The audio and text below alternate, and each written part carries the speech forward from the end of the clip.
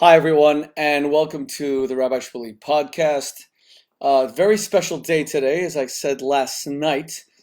Today was the 118th birthday of the Lubavitcher Rebbe, the Rebbe's 118th birthday. Yud Aleph Nisan, very special day, and a difficult year to commemorate the Rebbe's birthday because no one could really go to the Rebbe's grave, where there would have been tens of thousands of people at prayer today for Yud Aleph Nisan. But if you do want to commemorate the Rebbe's birthday properly, you can recite Psalms chapter 119, because the Rebbe would be entering his 119th year. And I posted some of the previous tributes I wrote to my Rebbe, my mentor, the person who inspired my commitment to Judaism, most inspired, I should say, along with my parents and some other mentors. But the Rebbe was the global inspiration, and we think of the Rebbe today. You can see that I wrote that in continuing my conversation yesterday about Netflix's Unorthodox. What is it about Hollywood that they love portraying Orthodox Jews as having the most appalling sex? Now, 15,000 people so far have viewed my Facebook Live broadcast from last night about Unorthodox. Clearly, the series made a big impression on many. And I was amazed at how many of my friends, many of whom are themselves Orthodox, wrote to me and said, "Oh, you're so wrong to condemn the series. It's so true. This is how the ultra-Orthodox marry. This is how they abuse or subjugate women. They cut their hair off and shave them bald and all this stuff." And a lot of people were very disappointed in what I said yesterday. For those of you who have questions about what I said, please, by all means, go and look it up on Facebook. And amazed at the numbers, though. But what I want to focus on today is, in Unorthodox, as my wife Debbie and I were watching, I said to Debbie, you know what? Just wait for the terrible, appalling sex scene. In every movie about Haredim, about the ultra-Orthodox, they always have the worst sex. And this is part of an ongoing portrayal, not just by Hollywood, especially by Hollywood, but it's part of an ongoing portrayal. This mindset in the culture that religious Jews have terrible sex. So whenever I speak about my book Kosher Sex in audiences around the world, I always tell this humorism. I ask the audience, raise your hand if you've heard that Orthodox Jews have sex through a sheet with a hole in the middle. Raise your hand if you actually heard that that's how Orthodox Jews have sex through a sheet with a hole in the middle. And all these hands always go up. So many people have heard that religious Jews have sex with a sheet with a hole in the middle. And then I say to them, you're wrong. You're absolutely wrong. Only Reform Jews do that. Because we Orthodox have sex in two separate bedrooms through a hole in the wall. People laugh. And then I say, actually, we Orthodox have sex only wearing full body armor. That's what the Torah prescribes. And then, people laugh. But I can't tell you how many people actually have heard or believe that Orthodox Jews have sex through a sheet with a hole in the middle. So this perception of Orthodox Jews having appalling sex lasting about 15 seconds, exactly how they portray it in Unorthodox, has become pretty widespread. By the way, can I make sure everyone on Facebook can hear me? Again, I got to check every time because we use different equipment, and sometimes we have had issues in the past. So if someone can write, hello, Rachel, if someone can write that you can hear me, I'd really appreciate it. Just say, Rabbi Shmuley, we can hear you. I see that you guys on Instagram can hear me. I want to make sure that people on Facebook can hear me as well. So what I want to deal with is, look, is it really true that secular people are having amazing sex and Orthodox Jews are having the worst sex? Why do we assume that secular society is having such great sex? Firstly, let's look at the statistics. I'm talking about secular statistics, not ultra-Orthodox statistics, not unorthodox from the series statistics, not Satmar statistics, not Chabad statistics, not modern Orthodox statistics. Let's just for a moment focus on secular statistics. So how often do secular married couples, meaning mainstream American couples, have sex? How many times a week? Anyone know? Can someone tell me over here? If you guys can write How many times a week do married couples have sex in America? For all of you who believe, all of you wrote to me yesterday, the portrayal in Unorthodox is true, or ultra-Orthodox Jews have appalling sex, terrible sex. They don't try to pleasure their wives. They don't care if their wives have orgasms. They don't care if their wives they don't touch their bodies. They close their eyes. It's in pitch dark, or maybe they gouge their eyes out before they even do it. And they're lucky if they don't just castrate their men, because it's amazing that they allow sex at all. And it's better that they just call up a stork and have a baby delivered, because sex is so disgusting in the eyes of the Orthodox. But all of you who believe that, first tell me, what is the national average, based on all these studies and statistics, of secular couples having sex? How many times a week? And I'm going to look at the comments here, because I want to make this more interactive. Okay, so Sandy Weiner says twice a week. Okay, so for one person we said twice a week. Anyone else? Anyone else want to tell me? Let's see, on Instagram, I got someone telling me that the sheet with the hole in the middle is a laugh out loud moment. It's not. You wouldn't believe how many people believe it. But again, I'm asking, for all of you who think that religious Jews have the worst sex, I'm going to use secular couples or non-Jewish couples. Like, you're having amazing sex, right? While we religious Jews are having appalling sex, terrible, 5 seconds at a time, once every blue moon, and we turn into werewolves or something. So I'm asking you, how often do secular couples? So far I said twice a week. Okay. And then Johanna, if I'm saying that correctly, Johanna, you're saying 3 times a week. Aaron Eagle says 3 times a week. Carolyn Emery says not even 1. First of all, to those of you who are saying 3 times a week, are you kidding? You think the average American male has got like a Viagra drip kind of plugged in directly into his cerebral cortex?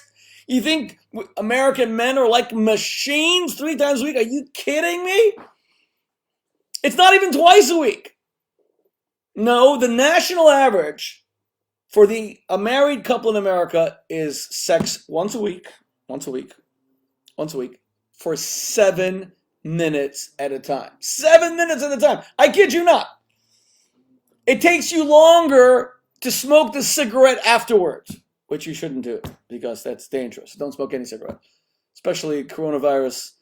People who've been most affected are smokers. One of the groups, I should say. I'm not a scientist, but that was a joke. 7 minutes at a time. 7 minutes of sex is what the average married couple, secular couple in America has. And that 7 minutes includes the time the husband spends begging. Ha ha ha ha. But 7 minutes of sex is actually the national average. So for all of you who think, wow, in Unorthodox, they show these Satmar Hasidim as having, they get married and they can't even find their genitalia. They don't even know if they have genitalia. And then they have to look it up in a science book. Then they have to go to the Rebbitzins, the rabbi's wife, the Rebbitzin, to ask her, hey, do I have genitals? And she has to show you a diagram that was made, from some stick figure to show that you do indeed have genitals, and all Orthodox Jews are like that. Well, for all of you secular people, you're having 7 minutes of sex a week. That ain't much at all. So that's the national average. 53 times a year, 7 minutes of sex. And then you have 1 out of 3 married couples that aren't having sex at all. Sexual famine in America, which I often talk about. 1 out of 3 married couples are best friends. They're not lovers anymore. We even use that expression, best friends. They're having terrible sex, or they're having no sex. They're engaging in platonic marriage. I kid you not. And I have to tell you that like on a couch over here that you can't see in the background, I do a lot of counseling in this particular office, and a lot of married couples come here. And they often come for issues totally unrelated to sex. They may be coming because the husband is, I don't know, the wife feels the husband doesn't compliment her or ignores her or works too hard. The husband may feel that his wife is cold and not romantic. And then, but almost every time when we talk about subjects that are unrelated to sex, I discover that they're almost completely sexless. And then I see wives whose mascara is running because it's just embarrassing that you're naked in bed with your husband at night and he doesn't even touch you. Hello, David. You're way too young for this. That's why I'm doing this at 11:42 p.m. David, you should. Oh gosh, they don't have school tomorrow because of Passover. They don't even have Zoom school tomorrow. You're supposed to be in bed. What are you doing walking around? Okay, that's my parenting. You're supposed to be in bed. That worked. Okay. So, married couples, secular couples, not necessarily having a lot of sex. So why is it that they portray the Orthodox Jews as having so little sex? By the way, now let's go through the truth of it. The truth is that Orthodox Judaism, in halacha and Jewish law, a husband is not supposed to climax until his wife climaxes first. That's in Jewish law. That's the halacha, that a man cannot climax before his wife climaxes. That sex is primarily the pleasure of the woman. Judaism sees sexuality first and foremost as a celebration of the feminine in sexuality, that a wife is supposed to enjoy sex. That's the halacha. And the people in Hollywood can portray it any which way they want, but they're wrong. That's the first point.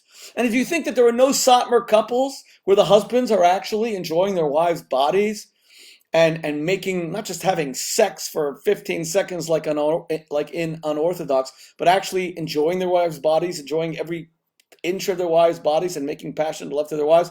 How dehumanizing is it to even believe that? Well, you think Orthodox Jews aren't human beings? You think these husbands aren't turned on by their wives' bodies? I mean, God Almighty, don't dehumanize Orthodox Jews. So the first thing is that the halacha says that a man cannot climax until his wife climaxes first. Number two, in Jewish law, a husband, and I'm focusing now specifically on the obligations of the husband because the Netflix series Unorthodox in particular portrays the sins of the husband, of the men who are seen as these misogynists who just belittle women and treat them like garbage and couldn't care less about their, they're only having sex in order to inseminate them, and the wives are nothing but baby machines, etc., etc.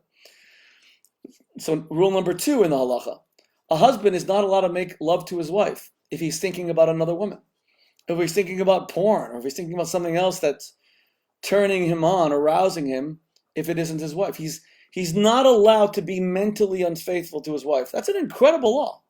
And by the way, for all you husbands out there who practice mental infidelity, meaning you wouldn't cheat in body, but you cheat in mind, for all you husbands who, while you make love to your wives, you're not mentally present, you're mentally absent, and you're like somewhere on planet Zog, if you think for one moment that your wife does not know, then you're meshuggah. You're crazy. Of course she knows. If you're not if you're not mentally present, if you're being turned on by some other person, so in Judaism that's a sin, because in Judaism the whole purpose of lovemaking is to become bone of one bone and flesh of one flesh. The whole purpose of lovemaking is to be sewn together. You began as strangers, even as husband and wife. The fact that you're consecrated by God under the chuppah, or in the Christian tradition at the altar, or the fact that you're consecrated by God as husband and wife doesn't mean that you've been sewn together yet as bone of one bone, flesh of one flesh. That's what lovemaking is. Lovemaking is the motions that brings forth even deeper emotions, and you feel and you become one. So if you're using your wife's body for friction, for nothing but friction, but in your mind you're making love to someone else, or you've seen so much porn that you're being haunted by the ghosts of images past, firstly, your wife knows, and it's pretty darn insulting, and it's going to be really bad sex. And secondly, it's an abuse of the relationship, because you're not connecting in thought, speech, action, emotion, spirit to your wife. And that's the law in Judaism. So law number one that obliterates the whole unorthodox portrayal. Law number one is a man is not supposed to climax in having sex with his wife until he makes his wife climax first. Could you imagine in halacha they speak about female orgasm? By the way, I'm not sure, like we always debate when the world even found out about female orgasm, but this is in the Talmud going back more than 2,000 years. Rule number two, you can't make love to your wife if you're thinking about another woman, because then you're not making love to your wife. You're using her body for nothing but friction. Rule number three. So let me tell you a story, and I wrote this in my book, Kosher Sex. The Talmud says that a woman came to Rabbi Judah the Prince, Rabbi Yehuda Nasi, and he's the editor of the whole Mishnah. He's one of the most important rabbis that ever lived. By the way, you're not supposed to touch your face these days, right? Look at that. Luckily, I have a beard and I only touch my beard. Okay, I want to model proper behavior for all of us in this time of this terrible plague. And may God purge it from the earth.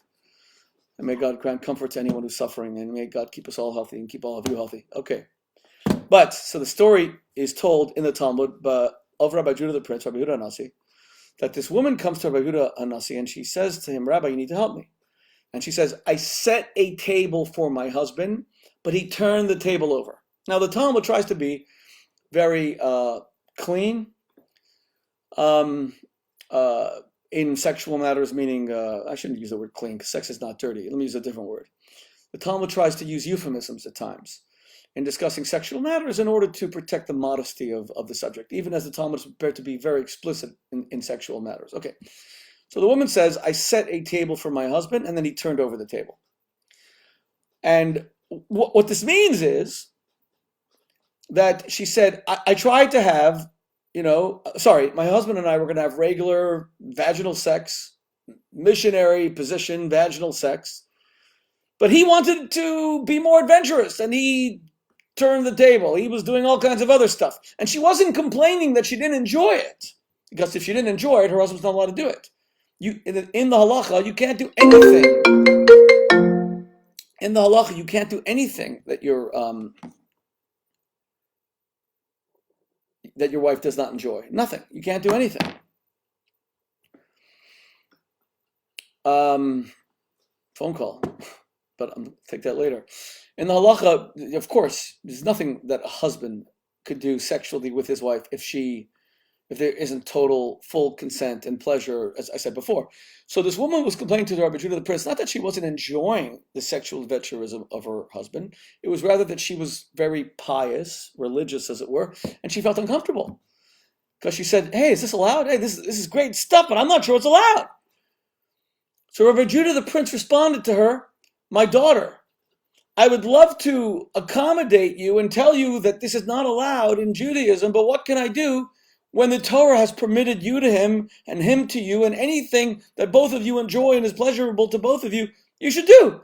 Now that's an incredible thing going back 2,000 years from one of the greatest rabbis that ever lived, who actually codified the Mishnah, which is the source of all Jewish law. What an incredible story. My daughter, everything that you and your husband find pleasurable together, it's off to the races. Aim for the fences. Have a great time. We Jews have always had such a healthy sexual ethic, and that's why when I see these false portrayals of Orthodox Jews in shows like Unorthodox, it's such a violation of a religion that has had such a healthy and passionate and erotic idea of sex. Don't believe me? Look at the Torah. Look at the fact that of the 24 books of the Bible, there are 24 books of the Tanakh of the Bible, 24 books in the Hebrew biblical canon. The book that is said to be the holiest of them all is called Shir HaShirim, which is the Song of Solomon. The Song of Solomon is the holiest of them all.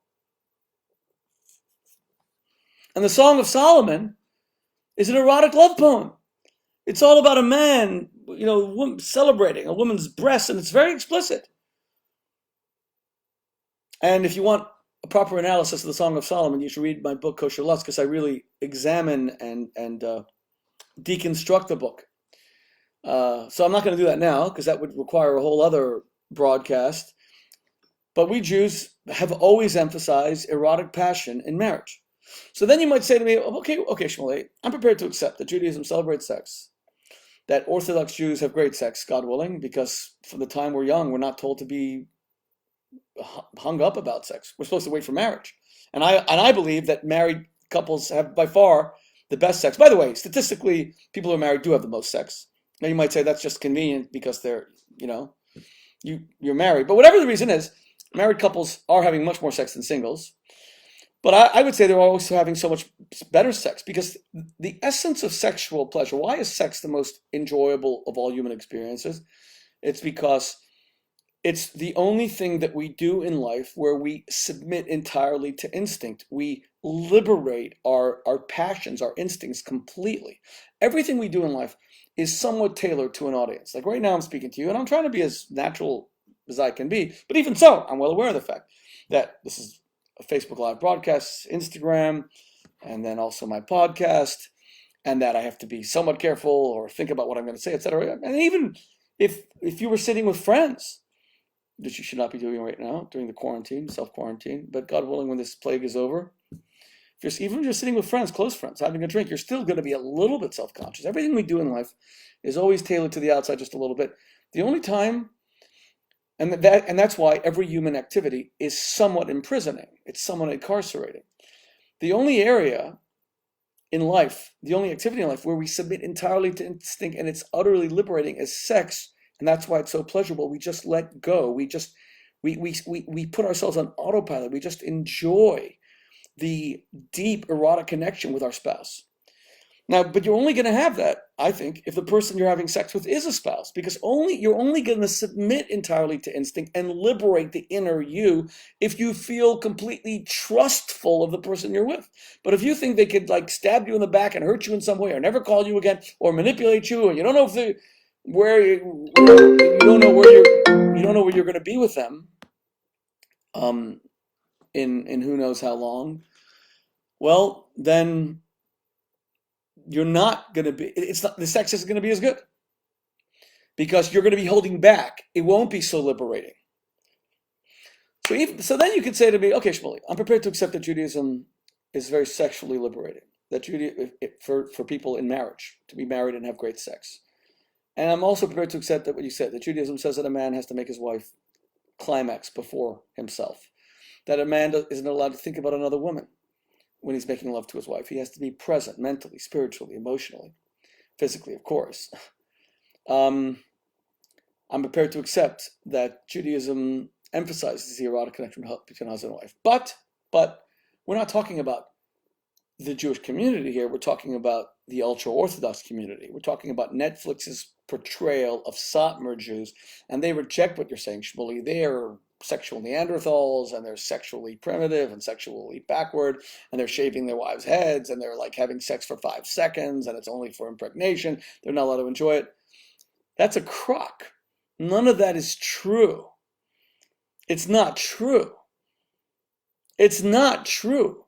It is true, I'm sure, that some women have had horrible sexual experiences in marriage from any community, including the Satmar community, including the modern Orthodox community, including the secular community, including the Catholic community, including the Muslim community, including the Buddhist community, including the Hindu community. I could go on.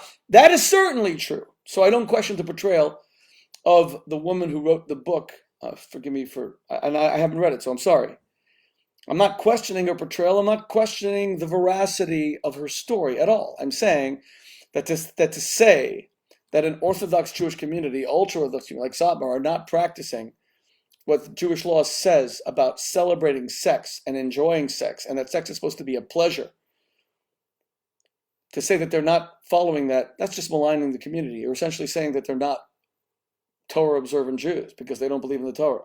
Remember, we Jews, we're not Catholic in that we don't have celibacy in the priesthood. There are no rabbis who are celibate. You're not allowed to be celibate. And we absolutely practice contraception when it's under the right circumstances, meaning Judaism believes in children, and we're communities that love children. But of course contraception is used in Judaism. It is true that you would go to a halachic authority, a rabbi, and ask when contraception should be used, and usually it's the pill and not a condom. And a condom really can be a barrier to intimacy between husband and wife. But to say that Judaism just makes women into baby-making machines, and contraception is ever used is an absolute lie. It's garbage. For Orthodox Jews, ultra-Orthodox Jews, it's just a lie. Contraception is used a lot. And no one is saying that any woman, a married woman, should have a baby if the couple is at a place where having another child would create duress, or they don't want to have another child at that moment, and they have to use. But it is true that a community like ours, that was decimated by the Holocaust, and 6 million Jews were killed just 75 years ago, and this whole March, April 2020, this is the 75th anniversary, so many commemorations. of the Holocaust, which are sadly being overlooked because of this terrible plague and pandemic, because they're suffering in our time. We're not just, you're obviously not going to revisit the suffering of previous generations 75 years ago. That's not going to be something that's emphasized while the whole world is on fire right now and people are suffering and dying right now. Okay, so sex should be a celebration of life. And thank you very much for listening. I want to make one final point. I was very impressed with the speech given by Her Majesty the Queen Elizabeth II tonight.